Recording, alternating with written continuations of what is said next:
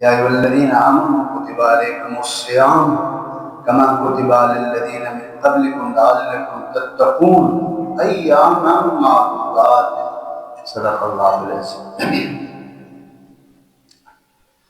اللہ تعالیٰ نے فرمایا کہ اے ایمان والو، تمہارے اوپر روزے فرض کیے گئے، روزے فرض کیے گئے جس طرح تم سے پہلے لوگوں پر فرض کیے گئے تھے، لعلکم تتقون، تاکہ تمہارے اندر تقوی آ جائے۔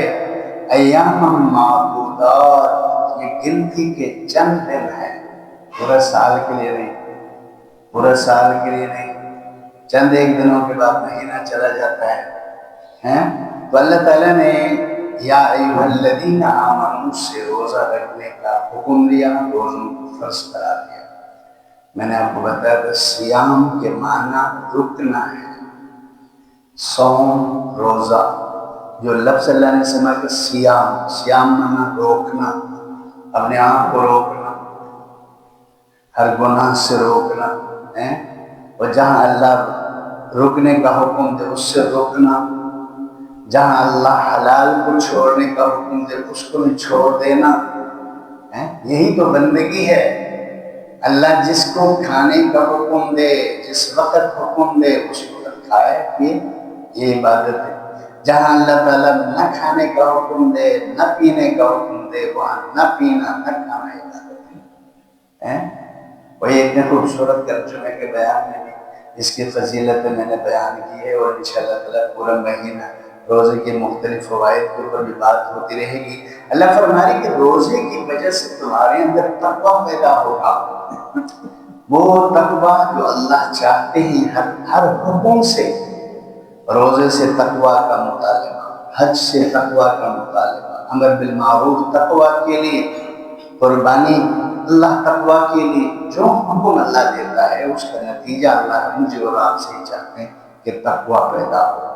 تقویٰ اس کیفیت کا نام ہے جس کی وجہ سے ایک انسان اللہ کو حاضر ناظر جان کر گناہوں سے بچتا ہے، اللہ کی نافرمانی سے بچتا ہے۔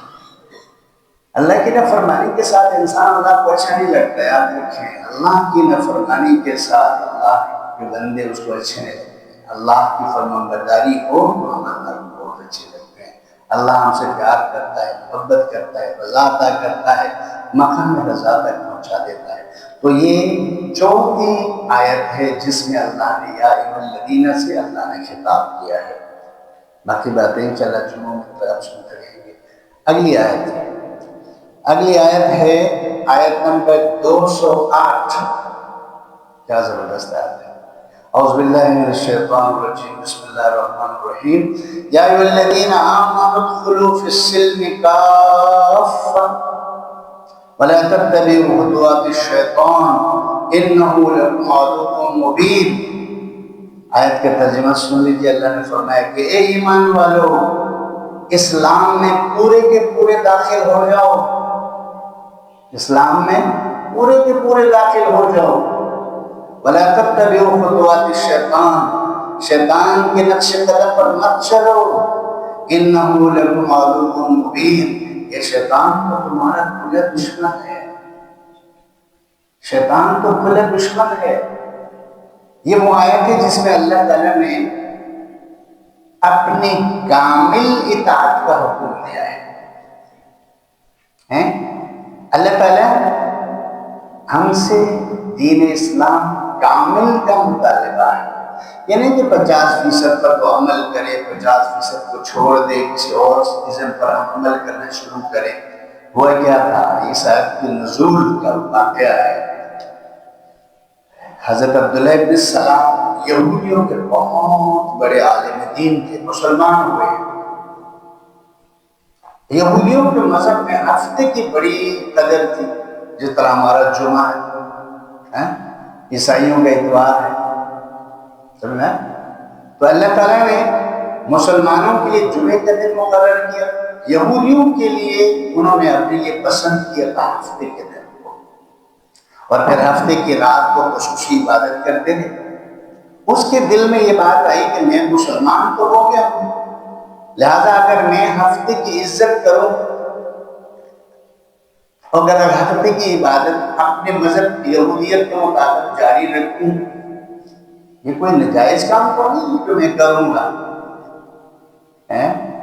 ایک روایت یہ ہے. دوسری روایت حضرت عمر رضی اللہ تعالیٰ عنہ نے حضور صلی اللہ علیہ وسلم سے درخواست کی، اللہ کے رسول یہ یہودی مذہب میں بھی بڑی اچھی باتیں ہیں، کیا ہم ان کے اوپر عمل کر سکتے ہیں؟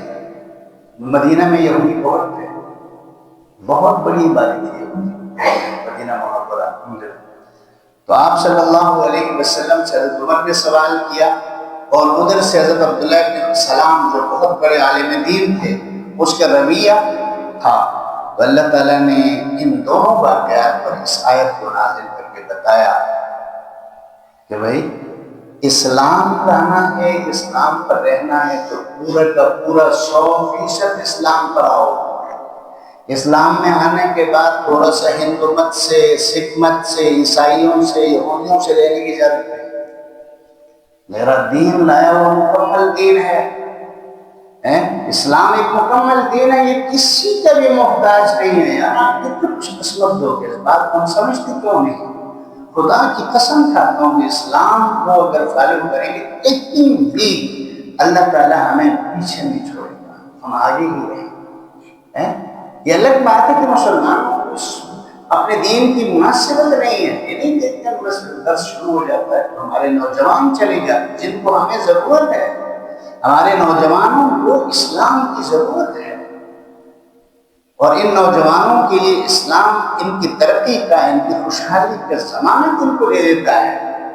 قرآن ان کی ضرورت ہے، یہ اس پر بیٹھنے کی بجائے اپنے وقت کو ضائع کرتے ہیں. اللہ تعالیٰ ان کو ہدایت دیتا ہے. ہمارے نوجوان نسل کے ہاتھ میں جو موبائل ہے یہ اس پہ اتنا بکر لگا دیتا ہے کہ اس وجہ سے ساری چیزیں دور ہو گئے اس سے. تو بھائی قرآن مجید اللہ تعالیٰ نے اس آیت میں قرآن کا یہ حکم اللہ نے فرمایا کہ اسلام میں تو داخل ہو گئے تو پورا داخل ہو جاؤ. حضور صلی اللہ علیہ وسلم پر یہ آیت نازل ہوئی تو عبداللہ بن سلام کو بھی بلایا اور حضرت عمر کو بھی بلایا. انہوں سے کہنے لگے اللہ کے نبی صلی اللہ علیہ وسلم آپ دونوں کان کھول کے سنیں، اگر میری موجودگی میں موسیٰ علیہ السلام تشریف لائے تو میری پیروی کے بغیر اس کو نجات نہیں مل سکتی ہے. کتنے بڑی شخصیت پتہ ہے؟ اور میں کہ نہیں بھائی جو اسلام ہے اب اسلام ہی چلے گا. اب یہ اللہ تعالیٰ کی چیزوں کا مطالبہ کرنے کون سے کام ہے؟ ایمان، عبادات، معاملات، معاشرت، اخلاقیات، سیاست اور معیشت 7 لائنوں میں اسلام کی نظر آئے. 7 لائنوں میں اسلام، ان 7 لائنوں میں کسی جگہ پر بھی جناب مسلمان کسی غیر کا محتاج نہ ہو. اسی نے کہا ادخلوا فی السلم کافہ، اسلام میں مکمل داخل ہو جائے. سلم، لفظ سلم کا معنی کیا ہے؟ صلح جوئی. لفظ سلم کا معنی کیا ہے؟ اپنی گردن کو کسی کی اطاعت میں بچھا دینا. اللہ فرما رہے ہیں کہ بھائی اے ایمان والو 100% اطاعت کے لیے اپنی گردن کو بچھا دیا کرو. ہر کام میں میری اطاعت ہو، ہر کام میں میری اطاعت ہو. غم ہے، خوشی ہے، عبادات ہے، معاملات ہے، معاشرت ہے، اخلاقیات ہے. یہ دین ایک کامل اور مکمل دین ہے، اور قیامت تک اس کے آنے کے بعد کسی اور شریعت کی ضرورت نہیں، کسی اور کتاب کی ضرورت نہیں. اتنی کمپلیٹ ہے، اتنے مکمل دین ہے کہ بھئی اب قیامت تک کسی اور دین کی ختم کوئی ضرورت نہیں ہے. اور پھر اس کے لانے والے بھی ایسی شخصیت، ایسے پیغمبر جو اللہ کے محبوب ہیں، اس کو اللہ نے مبعوث کیا تو نبوت کے دروازے کو ہمیشہ کے لیے بند کر دیا. بتا دیا کہ اب ایک انٹرنیشنل نبی میں نے آپ کو دیا ہے، رسول دیا ہے، اب ایک انٹرنیشنل کتاب دی ہے. ان بین الاقوامی عالمگیر کتاب اور عالمگیر نبی اور رسول کے بعد نہ کسی نبی کی ضرورت ہے اور نہ کسی کتاب کی ضرورت ہے. لہذا مسلمانوں اپنے دین کی قدر کرو. دین کی قدر ہم تو جو نا ہم تو مسجدوں میں فرقے پالتے ہیں. ہماری مسجدوں میں بھی، درسوں میں بھی، درسگاہوں میں بھی صرف فرقے پالے جا رہے ہیں. فرقے کے علاوہ کوئی مسلمان باہر نکلے نہیں تھا. رمضان مبارک میں فرقوں کو ترقی ملتی ہے. خدا کے لیے فرقوں کو ترقی نہ دو، اسلام کو ترقی دو. اپنی آنکھ کو بناؤ. اللہ کیا چاہتے ہیں؟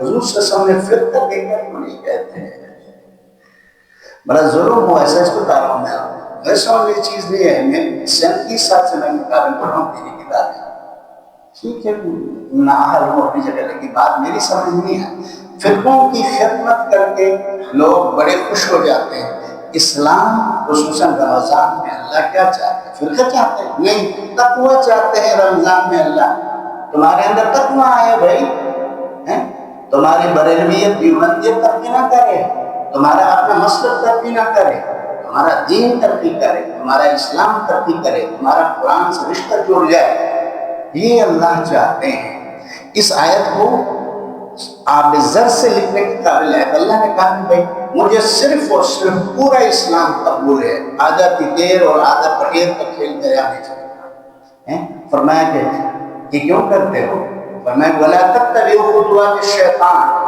یہ صرف شیطان تم سے کرواتا ہے کہ آدھے دین کو پر عمل کر دو آدھے چھوڑ دے دو یہ شیطان کا کھیل جاری ہے اور شیطان کون سا تمہارا دوست ہے اس نے تو قسم کھائی ہے جنت سے نکالے جب گئے اس نے کہا کہ اللہ میں انسانوں کو جہنم میں اپنے ساتھ لے جا دم لوں گا اس سے کم پر راضی نہیں ہوں گا اللہ نے بھی کہا اچھا جو تمہاری مانیں گے تمہارے ساتھ جہنم میں گئے پورا قرآن بتاتا ہے شیطان تمہارا کھلا دشمن ہے اور وہ پھر ان فرقوں کے اندر ان مسلکوں کے اندر اور ان چیزوں کے اندر اپنا حصہ لے کر ہمیں دشمنی دوست کتابت دے کر چلا جاتا ہے ہم اس کو اپنے طرف سمجھتے ہیں اللہ نے فرمایا اے ایمان والو اسلام میں داخل ہونا ہے تو پورا داخل ہو جاؤ شیطان کی پیروی مت کرو کیونکہ شیطان تمہارا دشمن ہے یہ کوئی عقل کی بات نہیں کہ انسان اپنے دشمن کی پیروی کرے تو اللہ تعالیٰ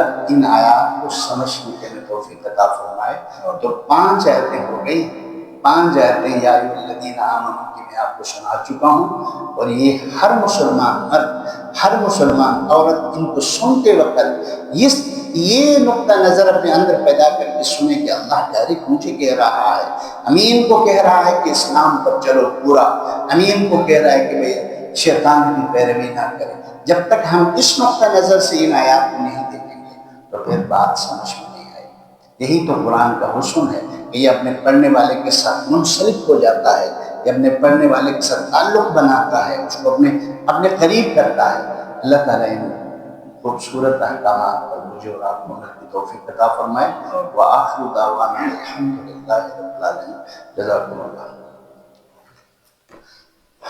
اللهم لك الحمد كما انت اهل وصلي وسلم على سيدنا محمد صلى الله عليه وسلم كما انت اهل وفل بنا يا ربنا ما انت اهله فانك انت اهل التقوى واهل المغفرة اللهم انا نسألك ايمانا كاملا ويقينا صادقا وعملا متقبلا ورزقا واسعا حلالا طيبا وشفاء من كل داء ومرض ربنا تقبل منا انك انت السميع العليم وصلى الله تعالى على نبينا محمد